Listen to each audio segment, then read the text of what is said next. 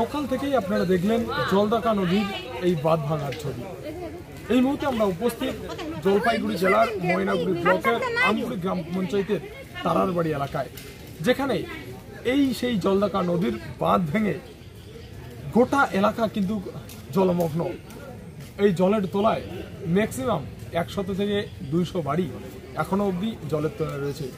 প্রায় 6 থেকে 7টি বাড়ি সম্পূর্ণ কিন্তু ভেঙে চুরমার। যার বাড়ির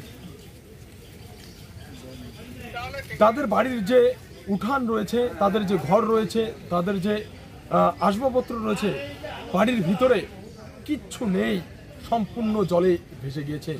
এই যেখানে বাঁধ ভেঙেছে ঠিক বাঁধ ভাঙার সোজা ঠিক উল্টা দিকেই ছিল তাদের বাড়ি, আর সেই বাড়িগুলো একেবারেই তছনছ হয়েছে। শুধু পরনের পোশাকটুকু ছাড়া কিছুই নিয়ে আসতে পারেননি তারা। এখন তাদের একটাই আশ্রয় এই বাঁধে। প্রশাসনের তরফে শুকনো খাবার এবং পলিথিনের ব্যবস্থা যদি করে দেওয়া হয় তাহলেই তারা তাদের যে আশ্রয়টুকু থাকতে পারবেন। ভয়ঙ্কর বন্যা পরিস্থিতি জলঢাকায় কয়েক শতাধিক বাড়ি জলমগ্ন, প্রাণ বাঁচাতে উঁচু জায়গায় আশ্রয়। রবিবার সকাল থেকেই ভয়াবহ বন্যা পরিস্থিতি তৈরি হলো জলঢাকা নদীর সংলগ্ন এলাকায়। বাঁধের উপর দিয়ে জল প্রবাহিত হয়ে আমগুড়ি, রামশাই, চূড়াভান্ডার গ্রাম পঞ্চায়েতের বিস্তীর্ণ এলাকা প্লাবিত করে দিয়েছে। সকাল থেকেই প্রচুর বাড়ি জলমগ্ন হয়ে পড়েছে। মানুষজন প্রাণ বাঁচাতে নিজেদের প্রয়োজনীয় জিনিসপত্র ও গবাদি পশু নিয়ে আশ্রয় নিয়েছেন রেললাইন সহ উঁচু জায়গায়।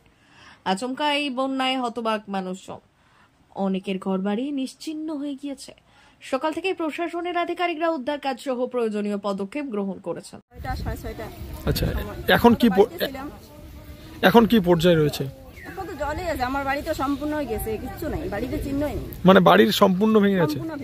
টাকা পয়সা সব চলে গেছে। কত টাকা ছিল বাড়িতে? 5 লাখ টাকা ছিল। মানে বাড়ি কি বাড়ি, পাকা না টিনের? বাড়ি ছিল, পাকা একটা ঘর, যে ইন্দিরাবাস হয়েছি এটা দিয়েছি, ওইটা সম্পূর্ণ চলে গেছে। এখন কোথায় আশ্রয় নিয়েছেন? বানে এখনো আছে। মানে খাওয়া দাওয়া হয়েছে? না, এখন এই যে মুড়ি খেলাম। প্রশাসন এসেছে? আসছে, হ্যাঁ আসছে। কি আশ্বাস দিয়ে গেছে? ও তো কিছু বলেই না, এখনো কিছু বলেনি। কি চাচ্ছেন আপনারা? আমি চাচ্ছি যে সরকারি মতো কিছু সুবিধা নেও। রাত্রেবেলা থাকতে লাগবে এখানে, বাচ্চা কাচ্চা আছে, গরু ছাগল আছে, অনেক তো ছোট বাচ্চা রয়েছে। ছোট বাচ্চা আছে, আমাদের 3টে ছেলে আছে। আবার যদি বৃষ্টি হয়, যদি জল বাড়ে, তখন কোথায় যাবেন আপনারা? কোথায় যাবো? এখানে থাকবো, কোথায় যাবো? যাওয়ার তো জায়গা নেই। ম্যাক্সিমাম কতগুলো পরিবার রয়েছে এই জায়গায়? 500-র বেশি। 500-রও বেশি হয়ে যাবে।